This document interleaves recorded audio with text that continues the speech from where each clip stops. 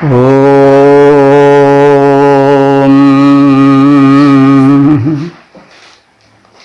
वेद प्रेमियों, सुधी श्रोताओं, संप्रति हम सब ऋग्वेद के प्रथम मंडल के 96वें सूक्त के चौथे मंत्र की व्याख्या में प्रवेश करने जा रहे हैं। यह मंत्र त्रिशुक नामक छंद में निबद्ध है। मंत्र दृष्टा ऋषि हैं कुछ आंगिरस और देवता हैं द्रविणोदा अग्नि। शीर्षक है विद्युत रूप में विद्यमान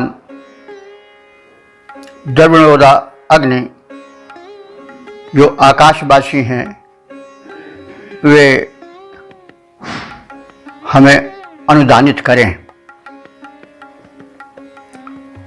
अब संबंधित अर्थ को समेटे हुए मंत्र का सर्वप्रथम पाठ हो जाए। ओम स मातरिष्वा पुरुवार पुष्टिर्विदद गातुं तनयाय स्वर्वित विषां गोपा जनिता रोदस्योर्देवा अग्नि धारयन् द्रविणोदाम्। शब्दार्थ से और भावार्थ से परिचय प्राप्त करें।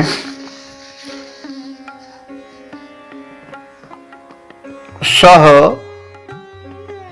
अग्नि, वह अग्रगण्य हित में आगे रहने वाला अग्नि रूप देव। मातरिश्वा, मातरिश्वा कहते हैं मातरि अंतरिक्षे श्वसिति इति मातरिश्वा, जो अंतरिक्ष में श्वसन करे अर्थात अंतरिक्ष में निवास करे वह मातरिश्वा है। वह कौन है? विद्युत। विद्युत भी अग्नि का ही रूप है। तो वह अग्नि जो कि विद्युत रूप में अंतरिक्ष में निवास करता है, वह कैसा है? पूर्वार पुष्टि। पूर्वार माने पूर्व माने व्यापक और पुष्ट माने पोषण सामग्रियां प्रदान करने वाला है। पूर्वार पुष्टि, व्यापक रूप से पोषण प्रदान करने वाला है। तो विद्युतग्नि जो अंतरिक्ष में व्याप्त है विद्युत रूप में, वह भला कैसे हमको बहुत प्रकार से पोषण प्रदान करता है, यह जानना आवश्यक है। यह वैज्ञानिक मत है कि जब आकाश में विद्युत चमकती है तो उसके चमकने से वृष्टि की भूमिका बनती है और उस विद्युत की चमक और वृष्टि जल से मिल करके अंतरिक्ष में जो पोषक तत्व होते हैं बिखरे हुए, उनके कण भूमंडल पर आ जाते हैं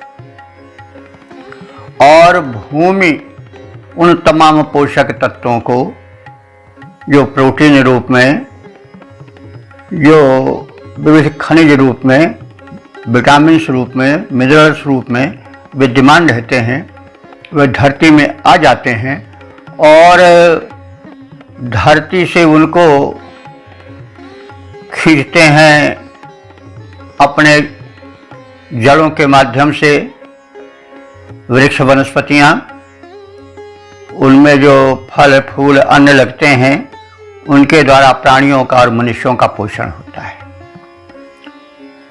तो इस प्रकार से यह विज्ञान इसमें बताया गया है कि जो विद्युतग्नि रूप में अंतरिक्ष में विद्यमान अग्नि देवता हैं, वे हम भूतलवासियों को अनेक प्रकार से पोषण प्रदान करते हैं।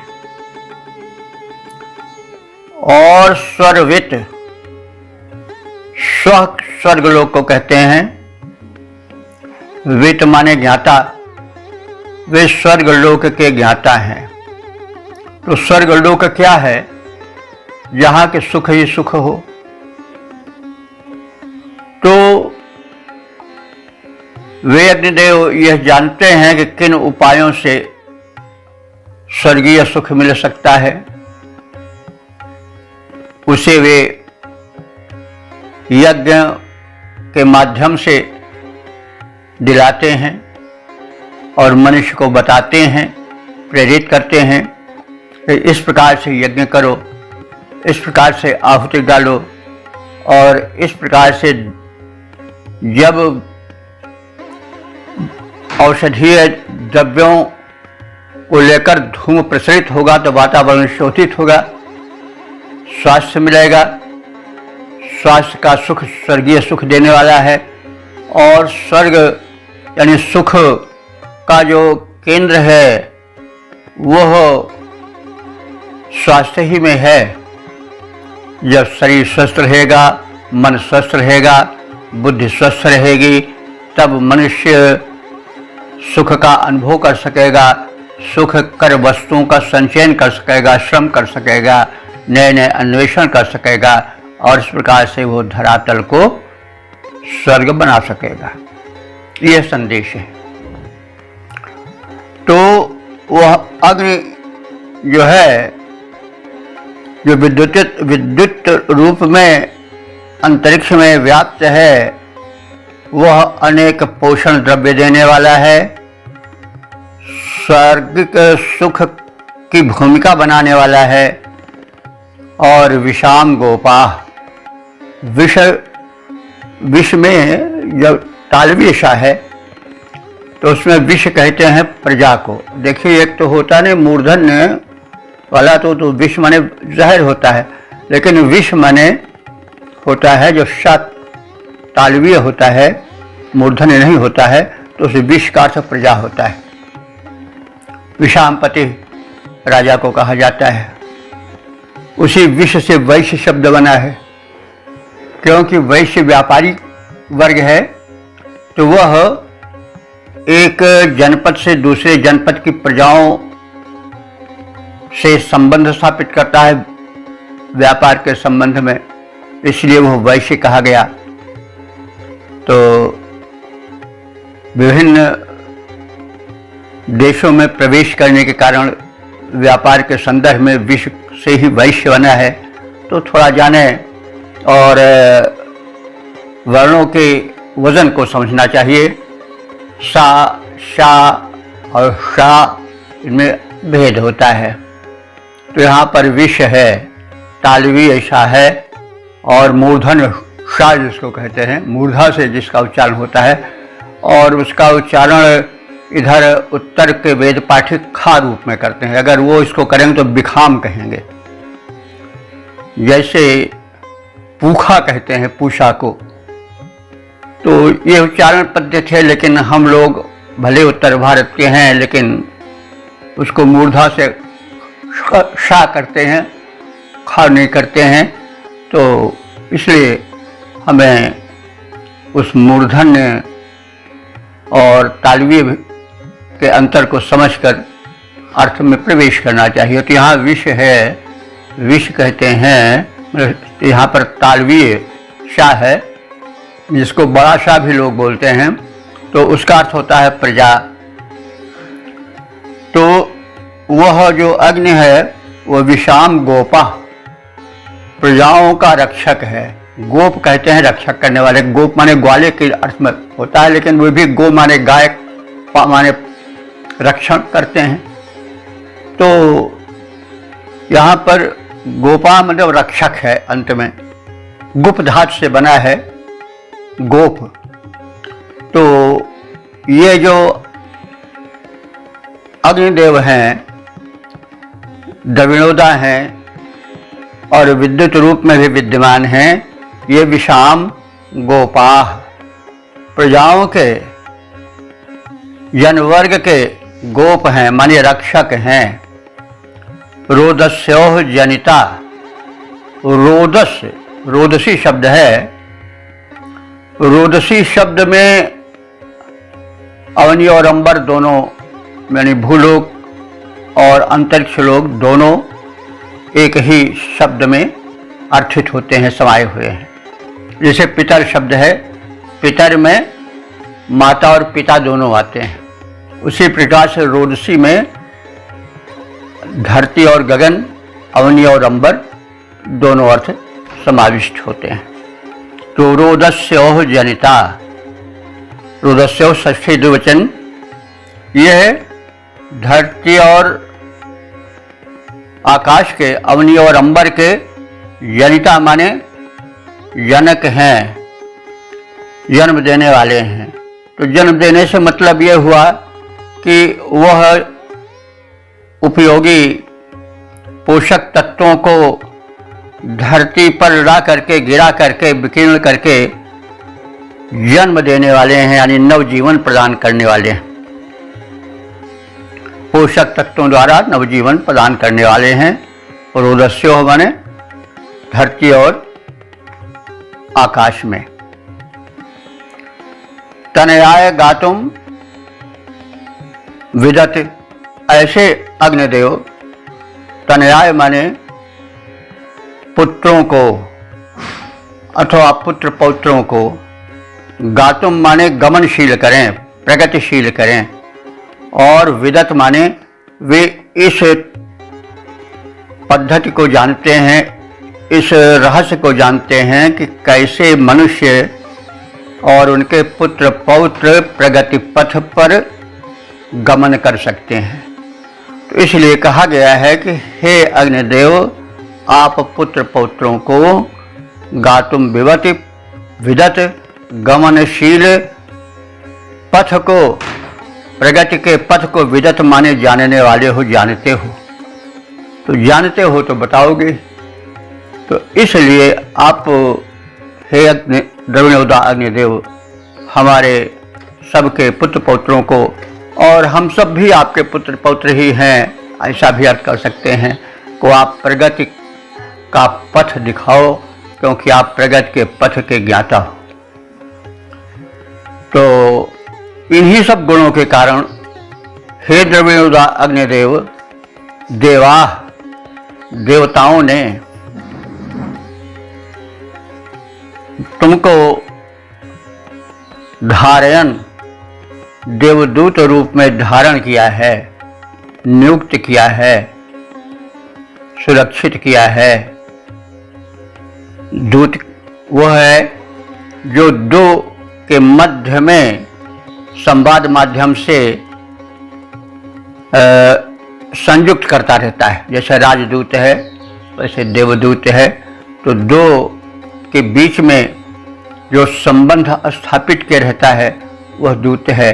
तो अग्नि जो है वो मनुष्यों और देवताओं यानी दिव्य शक्तियों के मध्य में संबंध स्थापित कर रहता है, इसलिए वह देवदूत है। और देवताओं ने अग्नि को ही देवदूत बनाया है, मनुष्यों और देवताओं से संपर्क साधने के लिए, दोनों में मेलजोल बना रहे और दोनों परस्पर एक दूसरे के हित में संलग्न है। जैसे गीता में कहा गया है कि आप देवताओं को वृद्धि दो, देवता आपको वृद्धि दें। आप यज्ञ द्वारा दिव्य शक्तियों को बढ़ाओ और ऐसे वर्धित देवता आपका हित करें और परस्पर मिलजुल करके आप एक दूसरे का हित करो। बात स्पष्ट है।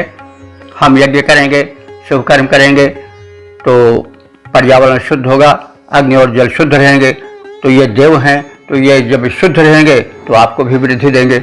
ये अगर दूषित रहेंगे, प्रदूषण रहेगा, तो आपको भी वही प्रदूषण मिलेगा। तो ये जो आप दोगे वही आपको देंगे, ये नियम है। आप जो दोगे वही तो पाओगे। विष दोगे तो विष पाओगे, विष बीज बोगे तो विष उससे फलेगा। तो वही चीज है। तो संबंध स्थापित करते हैं अग्निदेव मनुष्यों और देवताओं के बीच में। शब्दार्थ के और भावार्थ के परिज्ञान के उपरांत अब हम संबंधित मंत्र के पद्य रूपांतरण से परिचित हो लें। रवि और विद्युत के रूप में यह अग्निदेव अंतरिक्ष में बनाए अपना निवास हैं। बहुविध पोषण प्रदायक हैं देव दिव्य। आत्म तत्व वेता आत्मज्ञान का प्रकाश है। रक्षण प्रजा को देते अनुदान द्वारा देव। निर्मित उन्हीं ने किया धरती आकाश है। पुत्रों को हमारे दिखलाएं पंथ प्रगति का। पुत्रों को हमारे दिखलाएं पंथ प्रगति का। धनदाता अग्नि बने देवदूत खास हैं। धनदाता अग्नि बने देवदूत खास हैं। इस मंत्र में एक वैज्ञानिक तथ्य को उजागर किया गया है कि धरती पर जो कुछ उत्पादक तत्व हैं वे सब अंतरिक्ष से आए हैं और विद्युतग्नि का और सूर्य के रूप में जो अग्नि अंतरिक्ष में किरण रूप में विद्यमान है उनमें पोषक तत्व बिखरे हुए हैं। वृष्टि के माध्यम से, बिजली के चमक दमक के माध्यम से वे धरती पर क्षरित होते हैं और अंतरिक्ष से जो नाइट्रोजन तत्व है वो पृथ्वी में आकर प्रोटीन रूप में परिणत हो जाता है। सूर्य से भी विविध जीवन दायी तत्व धरती को प्राप्त होते हैं वृष्टि के माध्यम से। तो इस प्रकार से विद्युतग्नि और सूर्याग्नि जो अग्नि के ही रूप हैं उनके द्वारा हम भूतलवासियों को बड़ा अनुदान मिलता है और इसीलिए वे द्रविणोदा कहे गए हैं। मंत्र में द्रविणोदा द्रविण धन को प्रदान करने वाला रूप उनका उजागर किया गया है। ओम ओम वेद प्रेमियों, सुधीर श्रोताओं, संप्रति हम सब ऋग्वेद के प्रथम मंडल के 96वें सूक्त के 5वें मंत्र की व्याख्या में प्रवेश करने जा रहे हैं। यह मंत्र त्रिष्टुप नामक छंद में निबद्ध है। मंत्र दृष्टा ऋषि हैं कुछ आंगे रस और देवता हैं द्रविणोदा अग्निदेव। इस मंत्र का शीर्षक है उषा और निशा दोनों अग्नि तत्व का पोषण करने में सहायक हैं। अब संबंधित मंत्र के शब्दार्थ और उसके पूर्व मंत्र पाठ पर हम लोग ध्यान देंगे।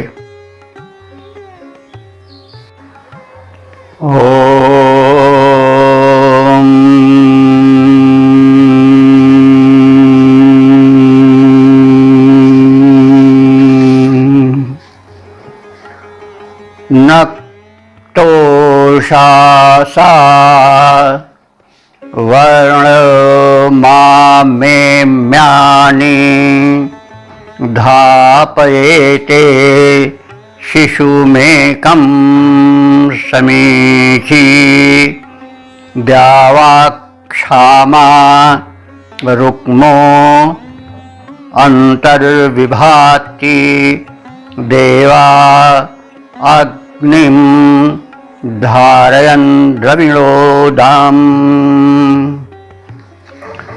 शब्दार्थ से परिचय प्राप्त करें। नक्तोषासा, नक्तोषासा माने रात्रि और उषा। तो नक्त कहते हैं रात्रि को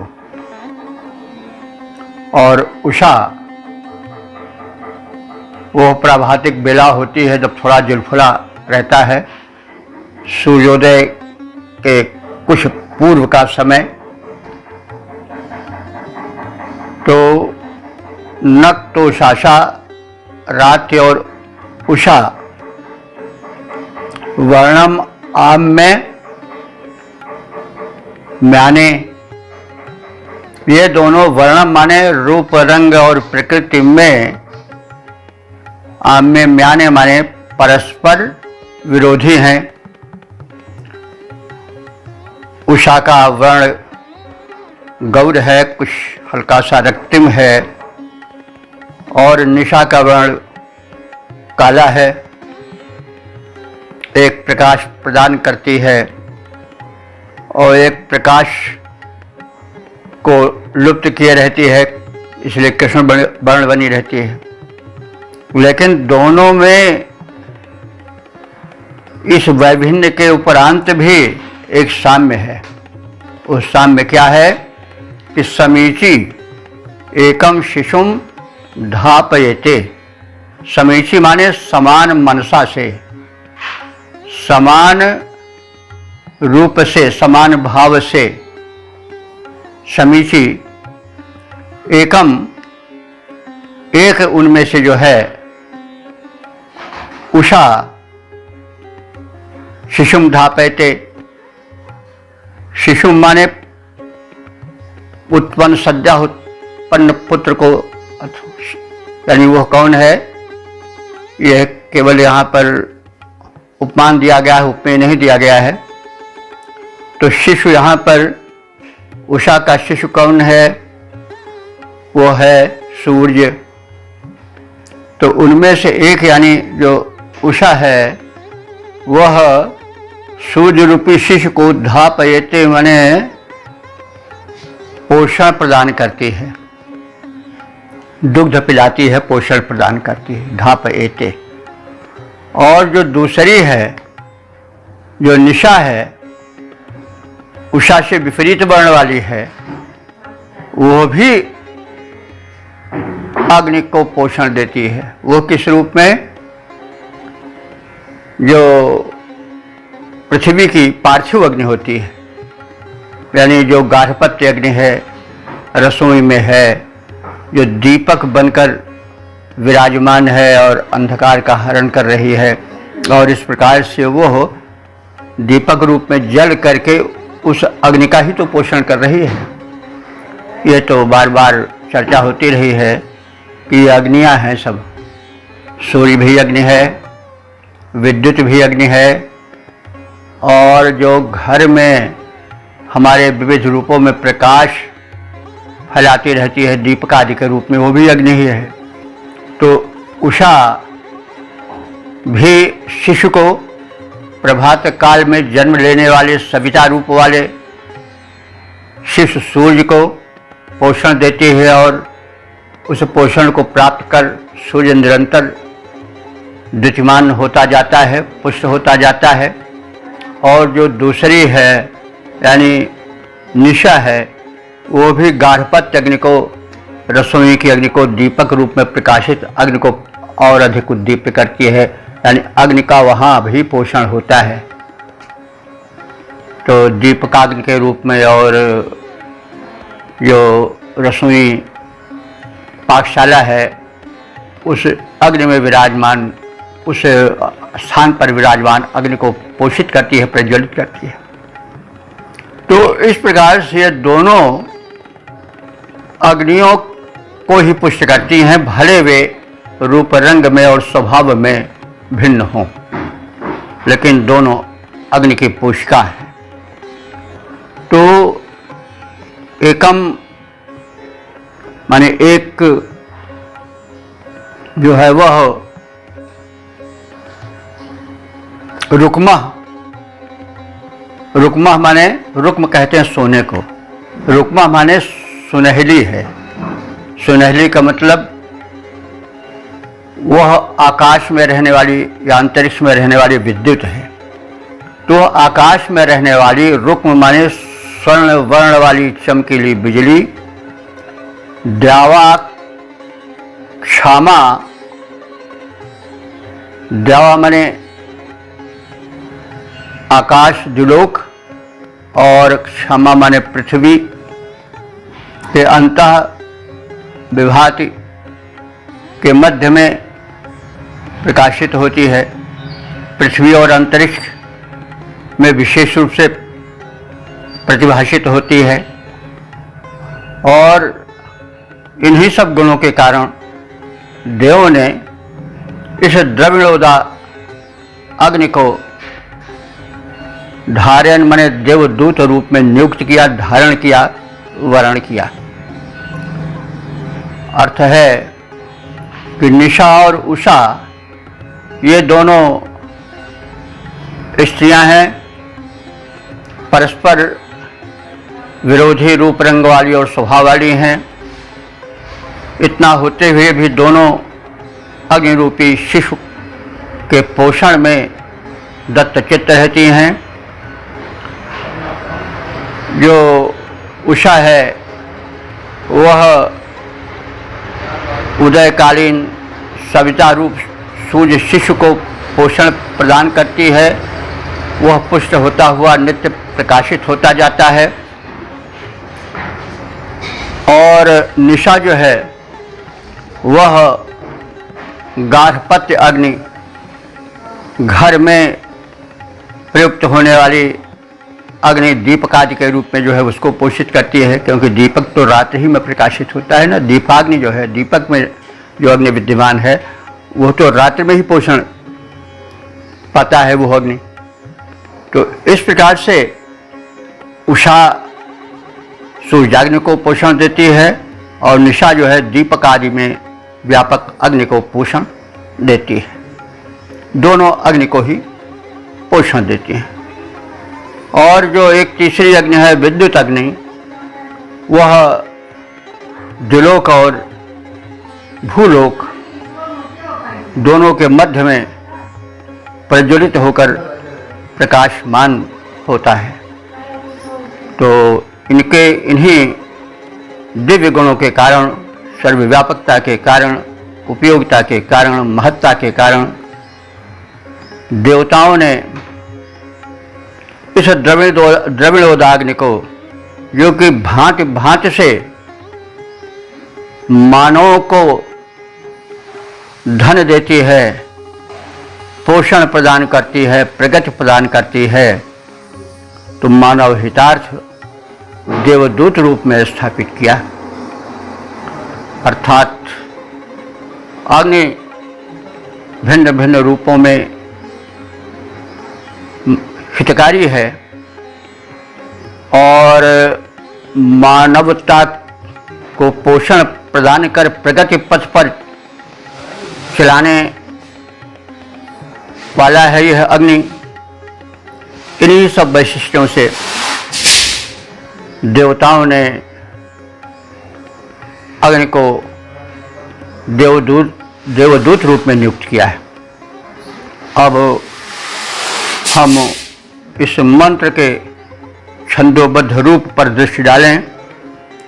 निशा और उषा इन दोनों के विरुद्ध वर्ण, दोनों ही विरुद्ध गुण और धर्म वाली हैं, किंतु दोनों अग्निरूपी शिशु प्रतिपालती हैं, रक्षिका हैं, करती सदैव रखवाली हैं। उषा रवि रूपी अग्नि को संभालती तथैव भौतिकाग्नि निशा द्वारा जाति प्रतिपाली है। विद्युत अग्नि अंतरिक्ष में प्रकाशमान अग्नि प्रिय दूत देवों का है, महिमा निराली है। अग्नि प्रिय दूत देवों का है, महिमा निराली है। वेद प्रेमियों, सुधी श्रोताओं, संप्रति हम सब ऋग्वेद के प्रथम मंडल के 96वें सूक्त के 6ठे मंत्र की व्याख्या में प्रवेश करने जा रहे हैं। यह मंत्र त्रिष्टुप नामक छंद में निबद्ध है। मंत्र दृष्टा ऋषि हैं कुत्स आंगिरस और देवता हैं द्रविणोदा अग्निदेव। अब हम इसके शीर्षक को जानें। इस मंत्र का शीर्षक है धन वैभव प्रगति और आविष्कारों के आधारभूत अग्निदेव। अब संबंधित अर्थ को समेटे हुए मंत्र का प्रथम पाठ हो जाए। ओम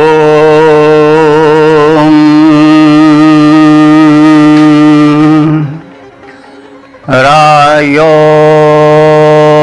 बुध्नः संगमनो वसूनां यज्ञस्य केतुर्मन्म साधनो वेह अमृतत्वं रक्षमाणांस अमृतत्वं रक्षमाणास एनं देवा अग्निं धारयन् द्रविणोदास द्रविणोदाम ओम। अब हम शब्दार्थ से परिचय प्राप्त करें।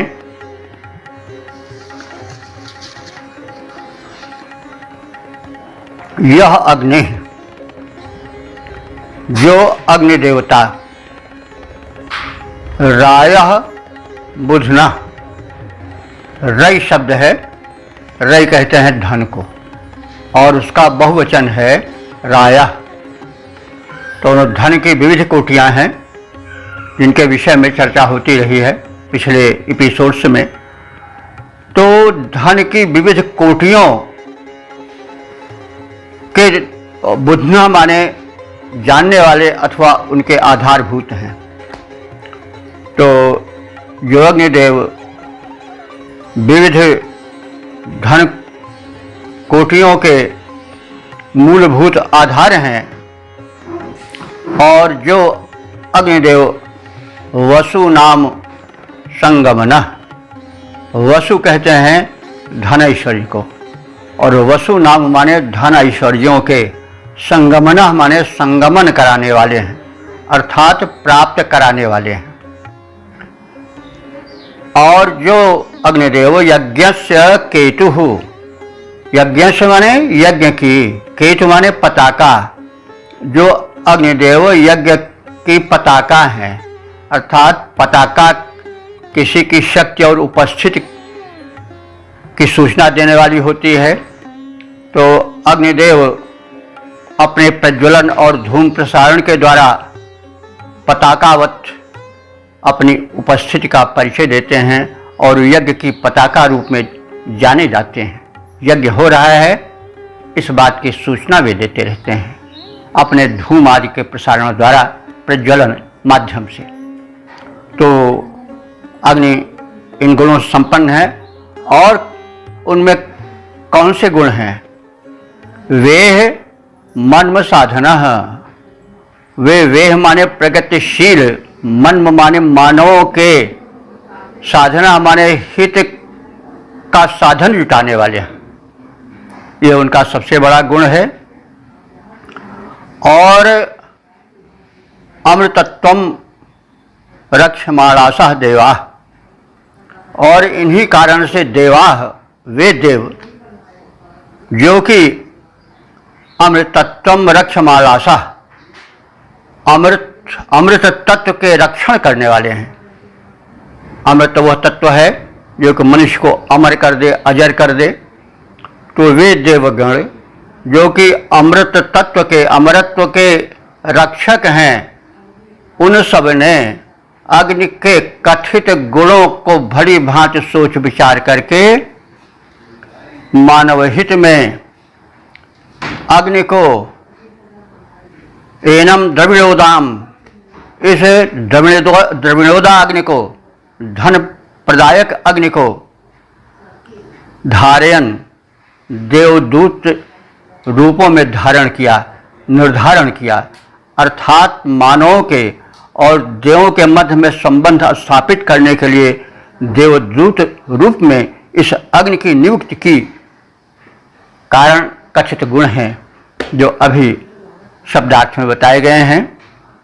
तो इस प्रकार से धन वैभव के मूलाधार ये अग्निदेव ऐश्वर्यों से युक्त करने वाले हैं, यज्ञ सूचक ध्वजा के समान ये यज्ञ होने की सूचना देने वाले हैं।